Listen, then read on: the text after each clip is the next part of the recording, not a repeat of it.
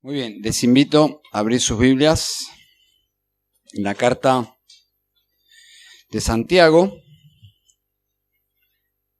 Si son tan amables, vamos a continuar donde dejamos la semana pasada, ¿verdad? Muy bien. Entonces, allí vamos a continuar. Solo para refrescar la memoria, y quizás se han añadido personas en esta noche, el tema de esta carta es la madurez espiritual. Entonces, esto nos compete a todos, porque todos estamos en esta lucha de madurar espiritualmente. ¿Bien? La vida cristiana auténtica, ese es el tema de esta epístola, en contraste con la vida cristiana teórica, disociada de la vida práctica. Bueno, esta es la música de fondo.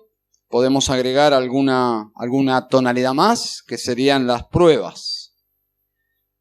Ya de por sí, madurar es un desafío, pero si añadimos pruebas, sufrimiento, entonces podríamos pensar que el sufrimiento retrasa la madurez, pero Dios piensa todo lo contrario. Parecería como que añade a la profundidad de nuestra madurez. Y es lo que estaba pasando aquí. Hermanos dispersos, a los cuales escribe Santiago con una carga en su carta, una carga pastoral, una preocupación por la madurez de estos hermanos. Simplemente cito Hechos 14:22, el escritor del libro nos dice lo siguiente: es necesario que a través de muchas tribulaciones entremos en el reino de Dios. ¿Qué les parece? Un lindo eslogan para que la gente venga a la iglesia, ¿no? Es necesario que a través de muchas tribulaciones entremos en el reino de Dios. Podríamos pensar en el mundo como un campo de batalla y nosotros no siendo locales, es decir, nosotros como avanzando sobre terreno del enemigo. Por lo tanto, nuestro transcurso en esta vida es como avanzar en terreno enemigo, y el reino de Dios está del otro lado de esta vida. La iglesia es parte del reino de Dios, pero no es el reino de Dios en todo su esplendor. Es simplemente el comienzo.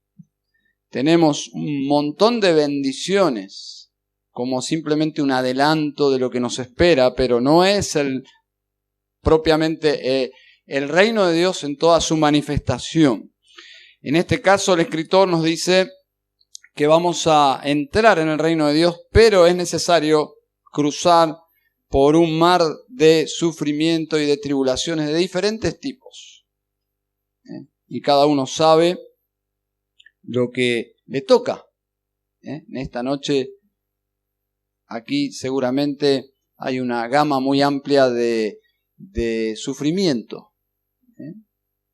Podríamos dar testimonios. Nos iríamos a las 4 de la mañana, más o menos, si cada uno contara aquellas cosas que le afligen, que son pruebas, que traen dolor a la vida.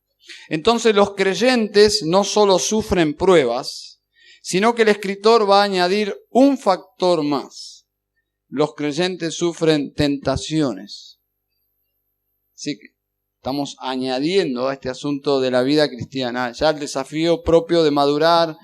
Sumamos el sufrimiento y vamos a agregarle una capa más para que este alfajor sea realmente maravilloso.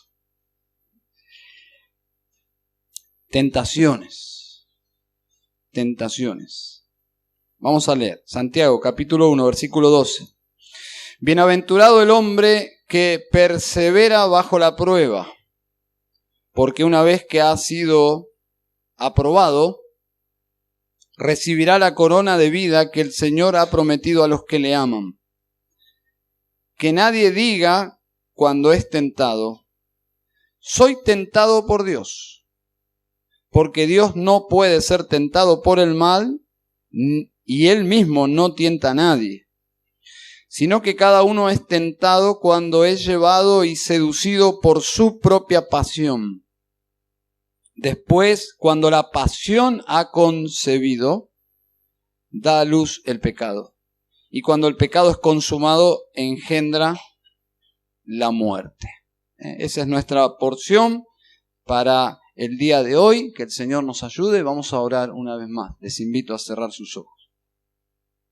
Padre, al abordar esta porción de tu palabra, necesitamos una vez más que abras nuestros ojos y nuestros oídos espirituales para apreciar la verdad, pero no solo quedarnos allí, como simplemente contemplando la belleza de tu palabra, sino, Señor, como es tu voluntad, que seamos hacedores de tu palabra. Así que pedimos que nos ayudes a resolver asuntos de la vida cristiana, a tomar, Señor, una postura de obediencia frente a ella. Oramos en Cristo Jesús. Amén. Bueno, el bosquejo del sermón de hoy es muy sencillo. Encontramos en el versículo 12 una promesa. Es muy claro, ¿no? Una promesa, versículo 12, versículos 13 al 15, encontramos que el escritor los corrige. Los corrige. Así que una promesa, una corrección. Comenzamos entonces por la promesa del versículo 12. Es una buena traducción. Me parece que es la mejor traducción de este versículo. Comunica mejor la idea. Aquí en las Américas, es la versión que estoy usando. Dice, bienaventurado el hombre que persevera bajo la prueba. Que persevera bajo la prueba. Pero en los siguientes versículos hace un cambio. Dice el versículo 13, que nadie diga cuando es tentado. Y parecería como que cambia de tema, pero está haciendo una combinación de asuntos.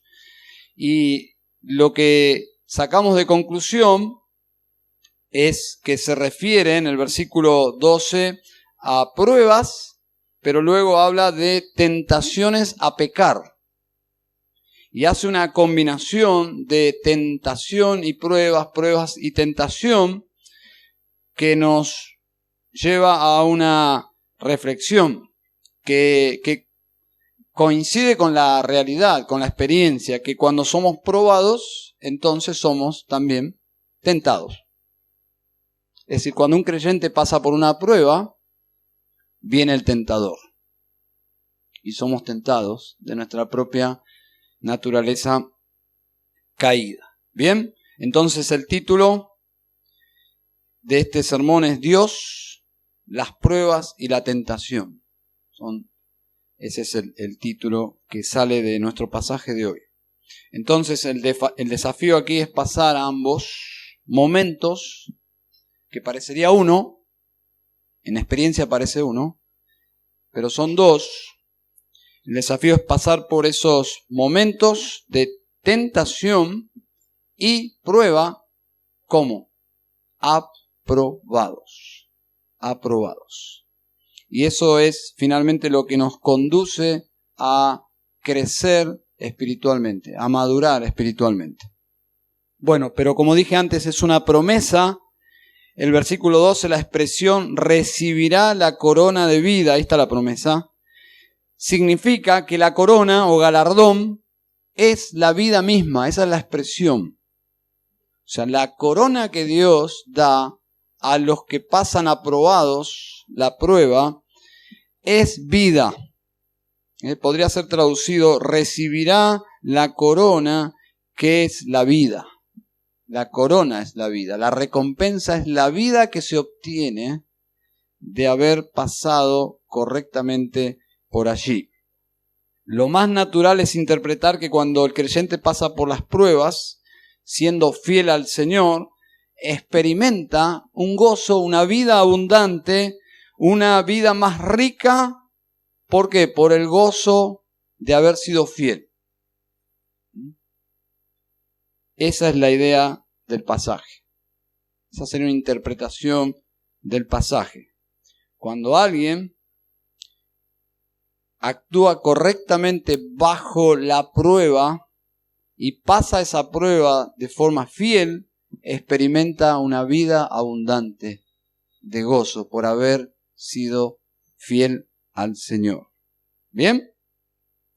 Y esta interpretación estaría de acuerdo con el contexto. Observen el versículo 4. Es como que añade color a lo que ya estaba mencionando, dice el versículo 4, para que seáis perfectos y completos sin que os falte nada. Entonces es el mismo asunto. Está hablando de la madurez. Está hablando de responder de forma madura cuando sufrimos. Entonces una vida cristiana completa. El versículo 2, que ya hemos pasado por allí, habla del gozo de pasar confiando en Dios por las pruebas, ese gozo a pesar de las circunstancias, pero también es consecuente, como dije antes, con la experiencia contraria. ¿Qué quiero decir esto? Cuando no pasamos por la prueba correctamente. Entonces el contraste nos ayuda a ver bien lo que significa el pasaje. En vez de alcanzar una corona de vida, es decir, la vida y el gozo que experimentamos por haber sido fieles al Señor en la prueba, cuando no pasamos la prueba correctamente, tenemos lo contrario. En vez de alcanzar ese gozo vital, ¿cómo nos sentimos? Frustrados, abrumados, estancados y culpables. ¿Se entiende? El ver el contraste nos ayuda a interpretar bien lo que está mencionando el escritor aquí. Entonces, ¿cuál es la promesa que Santiago menciona aquí? Dice, bienaventurados los que aprueban las pruebas. Alguien dijo sobre esta carta que la enseñanza de esta epístola tiene sus raíces en la enseñanza de Jesús en el Sermón del Monte. Los eruditos que investigan las epístolas, uno de ellos llegó a la conclusión que esta epístola está arraigada en el Sermón del Monte de nuestro Señor Jesucristo, allí en Mateo capítulo 5. Y probablemente hay muchas alusiones a ese sermón. Bienaventurado, la misma palabra con la cual el Señor comienza su sermón. ¿Se acuerdan? Bienaventurados, y ahí comienza su sermón, Mateo capítulo 5. ¿Y qué denota esto? Una promesa. Bienaventurado denota una persona que tiene un gozo y una satisfacción interior que viene solo de Dios y no de las circunstancias. Y esto es sobrenatural. Lo normal es que las circunstancias nos impactan y nos desfiguran. El carácter, el ánimo, el humor. Pero no así, o no debería ser así con nosotros los cristianos. Porque son circunstancias que consideramos que están bajo la soberanía de Dios, y si Dios no las frena, sino que las deja pasar, y las deja pasar para que impacten directamente sobre nuestras vidas, es con un sentido positivo. Porque Dios no quiere nuestro mal, eso es claro, ¿no? Dios nos ama. Entonces, y ahí viene el conflicto, si Dios nos ama, ¿por qué Dios permite que yo pase esta tribulación? ¿Por qué Dios permite que pase esta tribulación? Bueno, lo que expresa el escritor es bienaventurado, porque es una oportunidad de experimentar a Dios de cerca, ser fiel a Dios, confiar en Él y experimentar en la misma prueba mayor gozo. Y termina el versículo diciendo, recibirá la corona, o sea, es una promesa, es algo concreto que Dios va a dar. Dice, recibirá la corona de la vida que el Señor ha prometido a los que le aman. ¿Bien? Entonces, el Señor lo dará. Así como hemos visto que Dios dará sabiduría y no falla, porque está su gloria, su reputación en juego. Dios no es un falluto. ¿Se entiende esa palabra, no? Aquí hay extranjeros, espero que no sea una mala palabra en tu país. Pero aclaro, acá falluto es alguien que falla como un estilo de vida. Falla, es su modus operandi. Dios no es así. Dios cumple su palabra. Dice, recibirá la corona de vida que el Señor ha prometido, pero ¿a quiénes? A los que le aman. Entonces, esto nos toca a nosotros, los que le aman. Es muy fácil decir yo amo a Dios. Pero ¿cuál es la evidencia de que yo amo a Dios? Bueno, lo que está mencionando aquí, perseverar en las pruebas. No significa yo le amo mientras Dios me libre del sufrimiento. No, la idea es que nuestro amor tiene que ser a prueba de sufrimiento. Y uno diría, sí, pero ¿esto se da solo en la relación con Dios? No, eso se da en todas las relaciones de amor. ¿Se imaginan un pacto matrimonial? Ustedes se amarán el uno al otro bajo circunstancias solo buenas. ¿Qué clase de amor sería ese? No, el pacto verdadero es, se amarán bajo toda circunstancia, ¿no? En la enfermedad, en la salud, en la prosperidad, en la pobreza, y así continúa, ¿no? Bueno, en un sentido, nuestro amor por el Señor se pone en evidencia y a prueba justamente cuando el Señor permite que suframos. Y esa es la idea ahí de la palabra del versículo 12. Bienaventurado el hombre que persevera bajo la prueba. Esta palabra griega upomone es una palabra interesante. La idea es estar soportando algo sobre nuestras vidas. Es perseverancia, eso es lo que significa. Es perseverancia y es clave si queremos servir al Señor, ser perseverantes, no fluctuantes o intermitentes. Pablo a su discípulo le marca el camino de un verdadero siervo de Cristo, ¿se acuerdan? En contraste con los falsos maestros, 1 Timoteo 6:11, pero tú, a diferencia de otros, tú, Timoteo, hombre de Dios, huye de estas cosas, sigue la justicia, la piedad, la fe, el amor, la perseverancia, ¿se dan cuenta? La perseverancia y la amabilidad. Una de las cosas que perseguimos los siervos del Señor es amar al Señor bajo toda circunstancia, y eso implica perseverancia. Perseverancia es una de las virtudes de los hombres y mujeres de Dios. Luego en 2 Timoteo 3:10, Pablo enfatiza mucho esto en la vida de su discípulo. Dice, pero tú has seguido mi enseñanza, conducta, propósito, fe, paciencia, amor, perseverancia, upomone.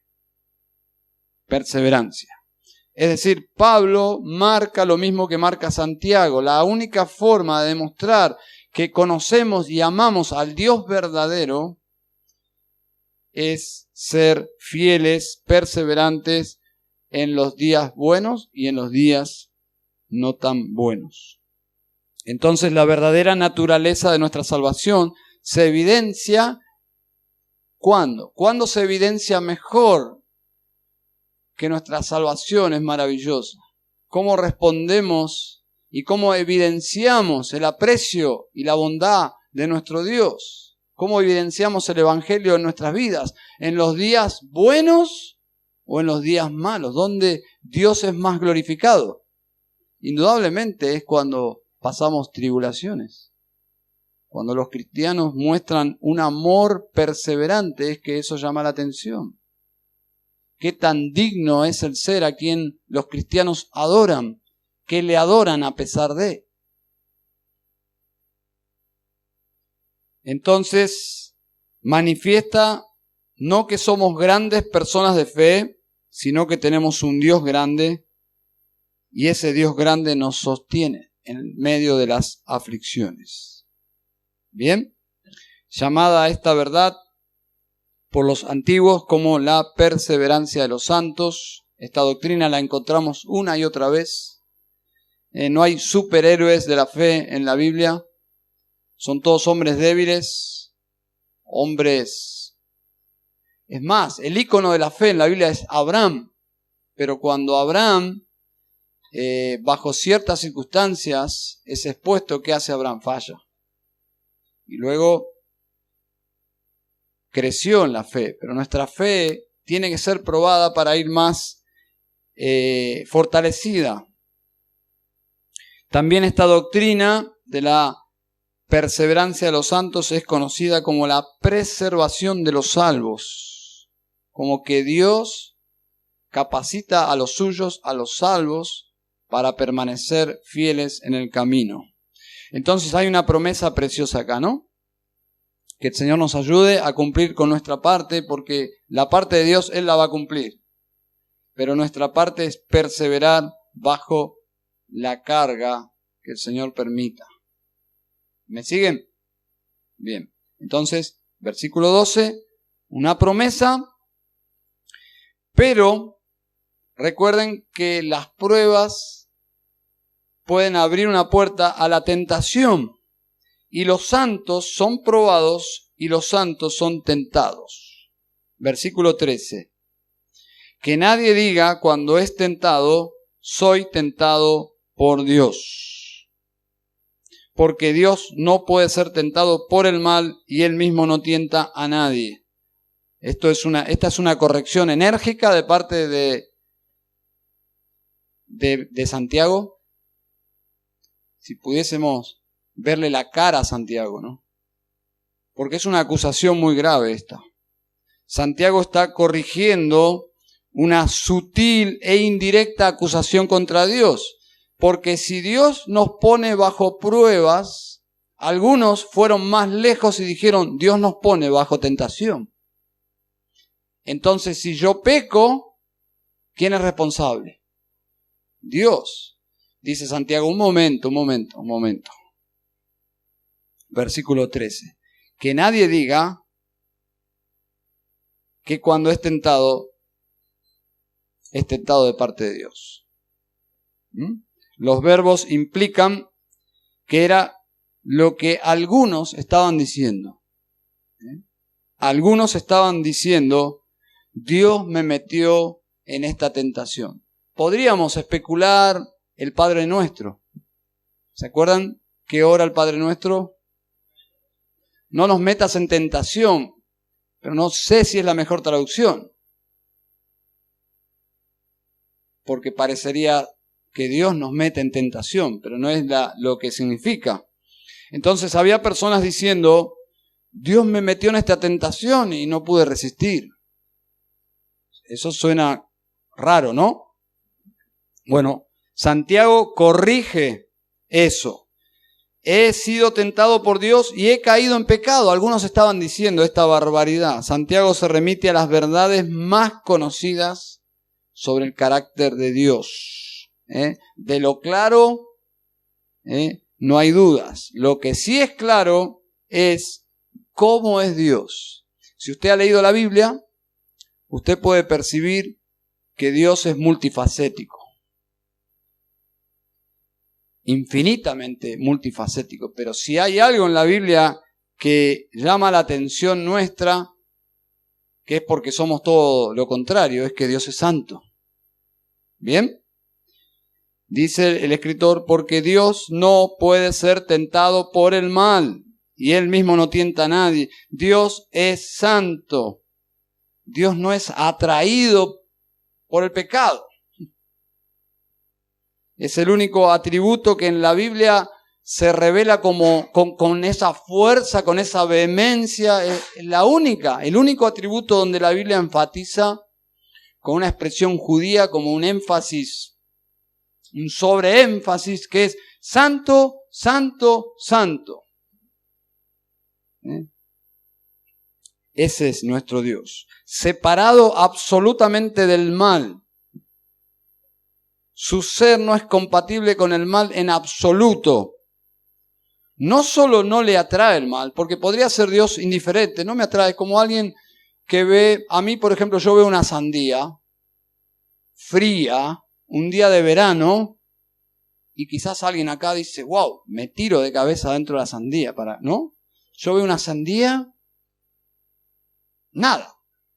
Pero no solo nada como una indiferencia, sino hasta una hostilidad. Aborrezco la sandía. Disculpe si usted es pro sandía, pero yo aborrezco la sandía. Yo conozco personas que aborrecen la aceituna. Yo aborrezco la sandía. Es como una aceituna más grande, ¿no?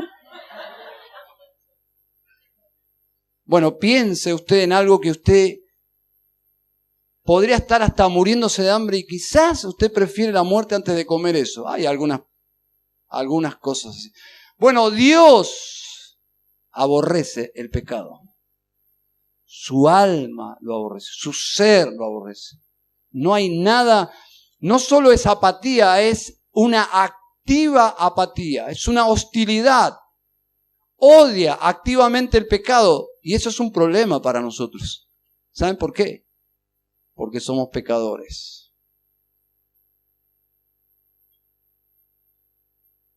Dios no solo es indiferente al mal, en el sentido que no le atrae el mal, Dios ve el mal y lo aborrece. Ese es nuestro Dios. Apocalipsis 4:8 dice, los 4 seres vivientes tenían cada uno 6 alas y alrededor y por dentro estaban llenos de ojos y no cesaban, escuche esto, día y noche, de decir, santo, santo, santo, día y noche diciendo, santo, santo, santo. Es el Señor, Dios Todopoderoso, el que era, el que es y el que ha de venir. Esta es la atmósfera del cielo. Un ambiente totalmente extraño para nosotros. Pero ese es el cielo de Dios. Ángeles, seres angelicales diciendo santo, santo, santo, en todo momento, casi como impactados, diciendo acerca del Señor. En Apocalipsis 15:4 dice, ¿quién no te temerá, oh Señor?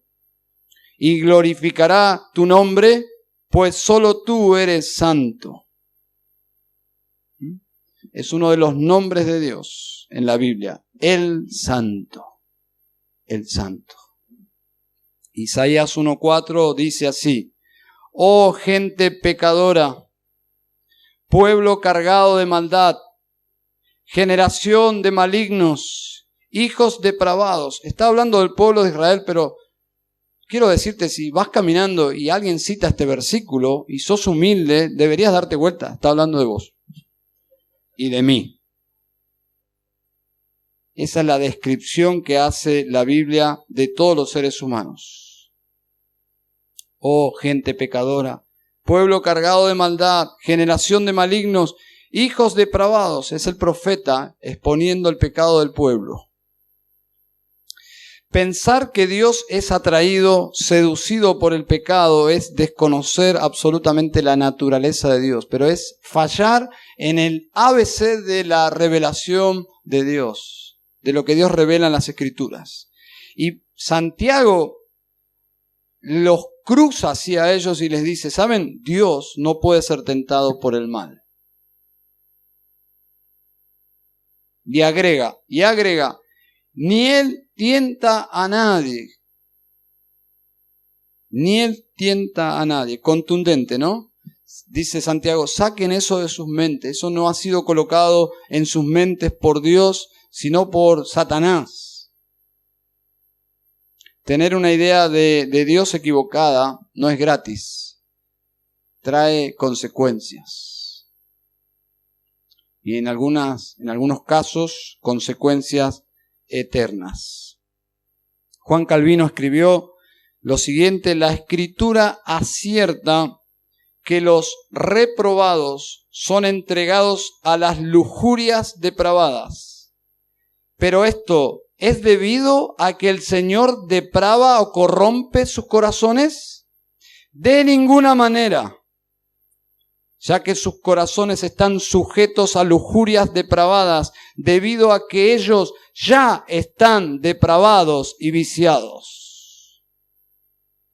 Calvino está en la misma línea de Romanos capítulo 1. El mundo va a una degradación moral,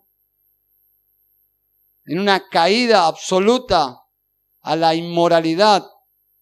¿Por qué? ¿Por causa de Dios? No. Dios los dejó ir, los entregó, quitó las vallas, quitó los frenos de mano, por decirlo de alguna forma. Dejó que la humanidad sucumba a sus propias pasiones. Y de esto habla Juan Calvino. Tenemos que tener cuidado de hacer a Dios responsable de nuestros caminos impíos. Dios nunca es responsable por el pecado o condenación de ningún hombre. Él es santo. Dios no es el originador del pecado. Entonces la pregunta es: ¿de dónde viene el mal? Bueno, podríamos dar varios sermones sobre este asunto que ha tenido inquieto a todos los hombres pensantes y filósofos. La Biblia habla mucho de ese asunto, de dónde viene el mal. Pero hay dos ilustraciones que usa Santiago para mostrar cómo se origina el mal, no en el universo, sino en nosotros, en nuestro micromundo. ¿Bien? El primer ejemplo que da es del ámbito de la caza, con Z, de la caza de un animal.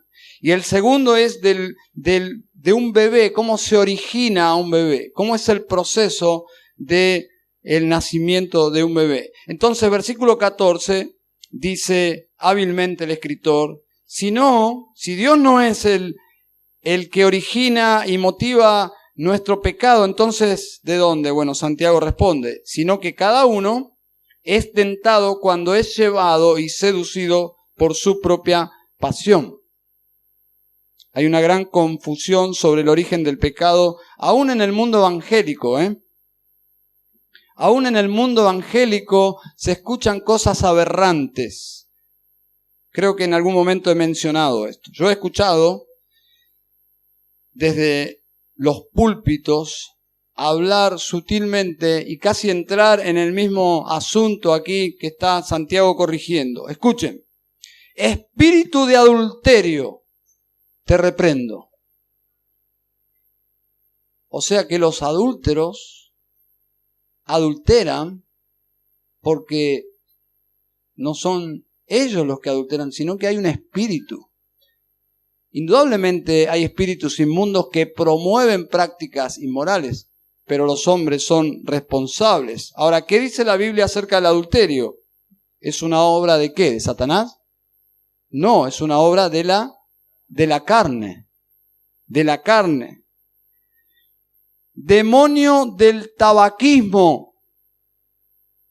Yo soy el que compro, yo soy el que fumo, y yo soy el que sufriré las consecuencias. ¿Qué tiene que ver el demonio?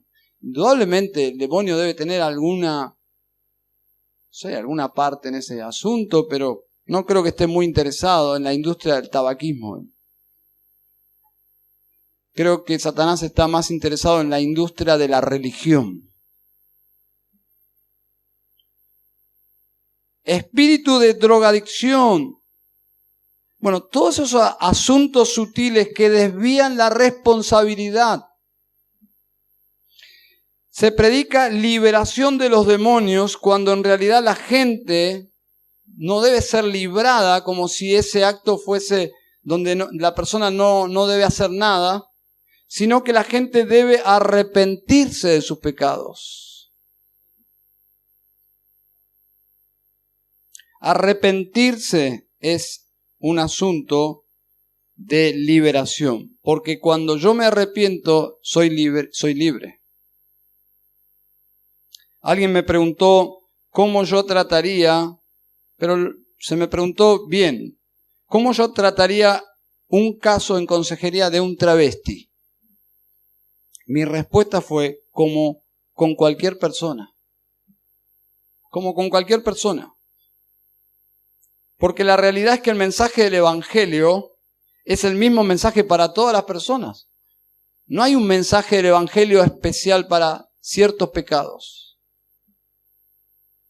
Todos necesitamos el perdón de Dios. La manifestación de nuestros pecados pueden ser diferentes, pero todos somos pecadores. Hay pecados que son más condenables socialmente que otros, pero hay que ver qué piensa Dios, quien es santo. El Evangelio es un llamado al arrepentimiento de nuestros pecados. Este versículo hace al hombre, observen, totalmente responsable de sus pecados, cuando dice la expresión por su propia pasión. Los hombres, todos los hombres son apasionados, en primer lugar, por el pecado. Naturalmente amamos el pecado que Dios tanto aborrece. Observe que ni siquiera menciona a Satanás. Si hay un lugar donde, hablando de la doctrina del pecado, debería mencionar a Satanás, sería aquí, ¿no? Ni lo menciona. No menciona a Satanás en absoluto. Se le inculpa a los demonios obras cuyo origen es netamente responsabilidad de los hombres.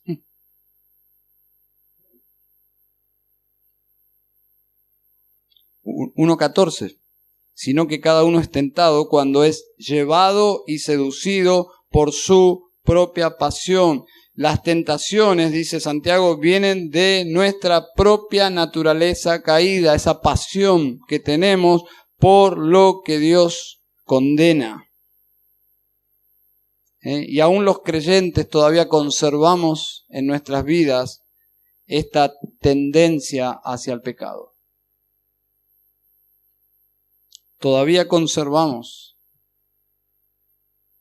la capacidad de ser tentados por el mal. La pasión es nuestro propio deseo de pecar, según lo que Santiago explica aquí. Pero la primera ilustración que usa para explicar el origen de la tentación es cómo atraían a ciertos animales para cazarlos con una carnada. Es la frase, es llevado y seducido. Es una expresión que era muy propio de esa época, era la forma de cazar ciertos animales. Era la carnada que se usaba para cazar ciertos animales. Entonces, ¿cuál es la carnada? Es el placer que promete el pecado. ¿Cuándo es que somos seducidos? Cuando nos concentramos en la carnada y perdemos la objetividad, lo obsceno que es el pecado, porque dejamos de ver la trampa y las consecuencias, como que quedamos fascinados con la carnada.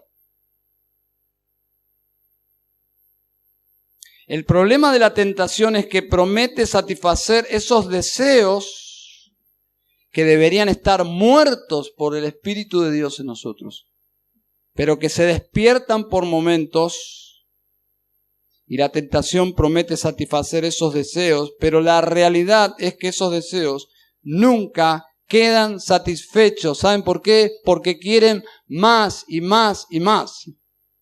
Es por eso que los hombres sin Cristo son esclavos, porque nunca pueden quedar satisfechos. Pero cuando los santos intentan satisfacer sus vidas con el pecado, solo encuentran frustración. Y la letra chica es que en el momento que cedemos al pecado, no leemos la letra chica, pero esa letra chica es la más importante.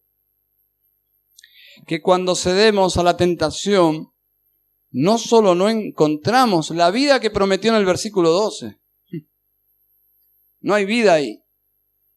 La tentación que no vencemos nos debilita, nos llena de culpa y nos hace espiritualmente torpes, miopes, necios. Retrasa nuestra santificación, nuestra madurez. ¿Es lo que pasa, sí o no? Es lo que nos sucede. Santiago está hablando a pecadores. Podríamos decir, Santiago, te entendemos. Amén. Todo lo que estás diciendo es así. Lo vivimos, lo experimentamos. Somos cazados por nuestras pasiones. Cuando pecamos, perdemos. Nos engañan. Somos embaucados. Nos sentimos tristes porque hemos fallado al Señor. Nuestra percepción cuando somos tentados nunca es real. Nunca es real. Nunca nos vemos como presas, sino más como cazadores. Pero somos presas. Siendo presas cazadas. Dios nos ayude a madurar en una lealtad por nuestro Señor y Salvador, que sea más fuerte por nuestro amor por el pecado. Amén. La segunda ilustración, y voy a ir más rápido, está conectada y es el proceso de la gestación y el nacimiento de una criatura. Observen, cuando somos, dice, es llevado y seducido, la primera expresión es como un encuentro íntimo con el mal. Pero agrega en el versículo 15, y después cuando la pasión ha concebido, da a luz el pecado, y cuando el pecado es consumado engendra la muerte. Qué metáfora, ¿no? Se mete en un asunto tan sensible como la gestación de un bebé, pero para llevar dramatismo a la mente del lector y ver que lo que realmente sucede es una muerte, no un bebé, es como el nacimiento de un bebé muerto. Esperábamos vida de ceder a la tentación. Pensábamos obtener algo, pero obtenemos un cadáver. Nada que celebrar. Ese es el dramatismo de la expresión. Un comentarista dice, se describe la concupiscencia como una madre que concibe y da a luz un hijo, el pecado y cuyo destino final es la muerte. Interesante, ¿no? Una imagen muy, muy dramática. La imagen es muy poderosa. Es un alumbramiento triste. Piensen en esto, lo que Santiago quiere comunicar. Nada bueno nace de ceder a la tentación. ¿Cómo algo tan sencillo de entender, a la hora de la realidad fallamos? Es como irracional el pecado, ¿no? Porque si fuese un asunto solo de inteligencia, nosotros viviríamos en una santificación total, absoluta, no pecaríamos, porque es la lógica es el pecado es malo, trae culpa, tristeza, no pequemos entonces, pero no es tan fácil. No es tan fácil. Hay una guerra espiritual.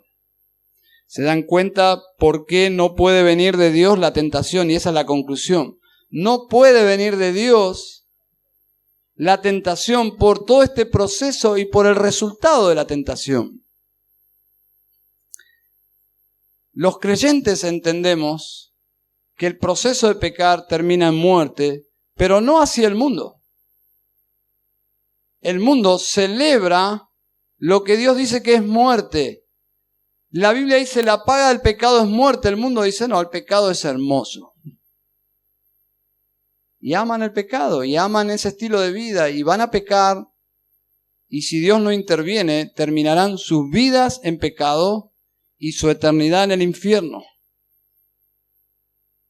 Ese es el compromiso del pecador con su pecado. Entonces nosotros que somos creyentes por la gracia de Dios, porque Dios intervino, puso una cuña entre nuestro amor al pecado y nosotros. Nuestro amor al pecado fue interrumpido por la gracia de Dios. Dios llamó nuestra atención de diferentes formas, pero finalmente hacia la cruz del Calvario, donde vimos la gloria de Cristo. Y Cristo fue más fascinante y más deleitoso que el mismo pecado. Y fuimos atraídos hacia Cristo, quien finalmente terminó transformando nuestras vidas para la gloria de Dios. Y es por eso que la presentación de la tentación es una imagen tan grotesca porque es lo que el escritor quiere comunicar. Porque el enemigo número uno de los cristianos y del proceso de la santificación es el pecado. Entonces, bienvenida a esta ilustración. Entonces, observen la combinación. Las pruebas sí son para desarrollar nuestra vida espiritual y vienen de Dios. Pero, y ahí es donde estaba el asunto que Santiago está corrigiendo. Entonces, las tentaciones vienen de Dios y es para nuestra santificación, no.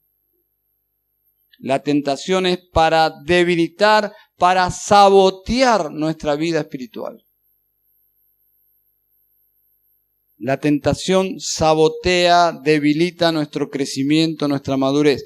¿Saben la diferencia entre un cristiano y una persona no cristiana? Y creo que la mayoría de nosotros estuvimos de los dos lados, ¿no? Nadie nace cristiano, eso es un mito, ¿no? Hubo un momento en tu vida que pasaste de muerte a vida, o naciste de nuevo, te convertiste, todos asuntos similares. Pero la diferencia entre un cristiano y una persona no cristiana es que no tiene esa lucha con el pecado. ¿Cómo saber si alguien no es cristiano? No tiene lucha con el pecado.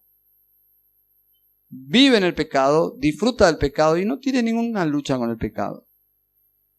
La lucha se enfrenta a partir de conocer al Dios Santo. Ahí comienza todo. Bien, las tentaciones no quieren evitar. Las tentaciones que quieren, evitar, que los cristianos quieren evitar, las quieren evitar por una motivación en Dios. Es decir, queremos evitar pecar por Dios, no por lo que perdemos o por lo que ganamos. La tentación más profunda para evitar el pecado es el amor a Dios, ya lo hemos visto. Nosotros evitamos pecar no porque tememos ser descubiertos. Ayuda es una motivación que te puede salvar de pecar, sí, pero no es la motivación más gloriosa. Ser descubierto, pasar un mal momento, no, la motivación más gloriosa es porque yo amo a Dios y porque esto le ofende a Dios. ¿Qué tiene que hacer una persona si se da cuenta que su vida espiritual es simplemente moralidad? Es decir, evita hacer cosas buenas, pero no por la gloria de Dios, sino simplemente para vivir mejor,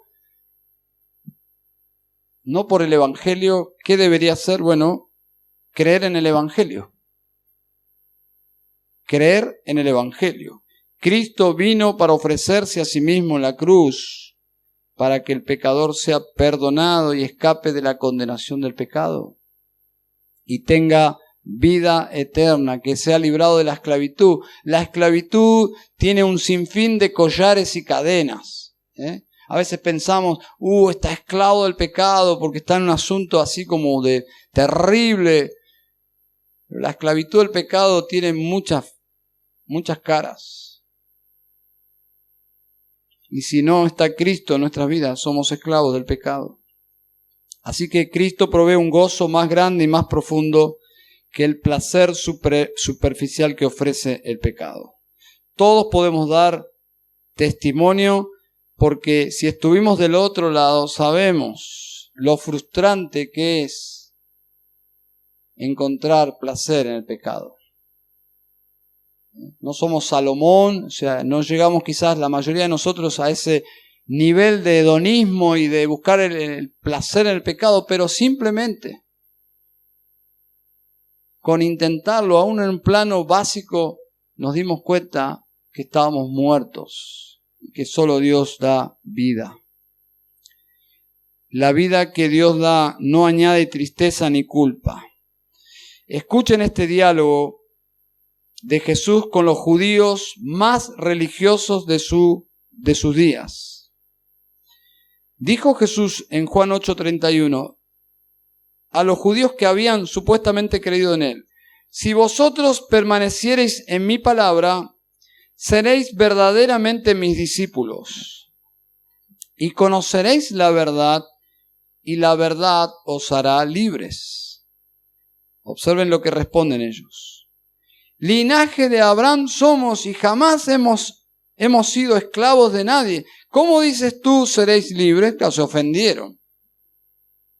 Jesús les respondió: de cierto os digo que todo aquel que hace pecado, esclavo es del pecado. Así que si el Hijo os libertare, seréis verdaderamente libres. Wow, ¿no? Para hacerlo claro, ustedes son religiosos, no porque la religión sea mala, porque el cristianismo es una religión, solo que es la única religión verdadera. Ellos estaban en la religión equivocada de obras. Jesús dice: ustedes son esclavos del pecado. Y solo el Hijo, es decir, Él, los puede hacer libres. Entonces, la gloria del Evangelio es que Cristo transforma a las personas, que Él mismo salva, en personas que se deleitan en ser libres. A veces el mundo presenta a los cristianos como frustrados porque no pueden disfrutar del pecado como los demás. ¡Wow! ¡Qué imagen triste del cristianismo!, ¿no? Los cristianos no estamos frustrados de no poder hacer lo que los demás hacen. Los cristianos estamos gozosos de que Dios nos haya sacado de ahí. Y nuestro pastor nos ha llevado a pastos delicados y descansamos. Somos, como dijo Jesús, verdaderamente libres. Cristo vino a salvarnos del pecado, no solo del infierno, del pecado, transformando nuestros corazones de tal forma que ya el pecado no nos agrada, aunque a veces nos seduce. Somos verdaderamente libres, espiritualmente libres. A esto se refería Santiago en el versículo 12. Bienaventurado el hombre que persevera bajo la prueba, porque una vez que ha sido aprobado, recibirá la corona de vida que el Señor ha prometido a los que le aman. Así que recuerden, los cristianos estamos en terreno, amigos, vamos a ser probados por Dios y Satanás va a venir a tentarnos. Dios nos ayude a ser fieles en las pruebas, pasando aprobados, pero también venciendo la tentación. Amén. Bueno, vamos a orar al Señor. Padre, te damos gracias en esta noche por tu palabra. Señor, gracias por esta carta tan directa. Necesitamos de ella. Padre, gracias por recordarnos una vez más la promesa mentirosa, falsa, la publicidad engañosa del pecado. Por lo menos para los cristianos, pecado es muerte. Nada, absolutamente nada, solo muerte. Señor amado, y aunque el mundo disfrute de algunas recompensas del pecado, Señor, nos duele pensar que el final de ese camino es muerte. Señor, ayúdanos a tener compasión y compartir el Evangelio con otros, como alguien alguna vez nos compartió a nosotros. Padre, ayúdanos a madurar también, por favor. Todos estamos luchando con el pecado. Ayúdanos a ser santos. Señor, sabemos que tú no tientas a nadie, tú eres santo. Y Padre, somos nosotros los que sucumbimos, los que somos seducidos. Señor, líbranos del mal. Guárdanos del mal. Líbranos de la tentación. Padre, y en esta noche también oramos por nuestros amigos, invitados, que en tu soberanía, Señor, los traes de alguna forma para escuchar tu evangelio. Ten misericordia, Padre, y pedimos por salvación también. Señor, gracias por esta nueva semana que ha comenzado hoy. Oramos que nos ayudes a ser fieles Y te rogamos, Señor, por nuestros hermanos que están pasando pruebas de salud, pruebas económicas, de diferentes formas, Dios, están sufriendo, que tú les asistas, que la iglesia, sus hermanos se involucren también, no solo orando, sino de formas prácticas también. Señor, oramos que en esta semana nos asombres, tu gracia, tus recursos, nos uses para llevar la verdad a otros, llevar a Cristo, el Evangelio. Señor, gracias por tanto. Gracias por tanto, Señor. Oramos en Cristo Jesús. Amén y amén.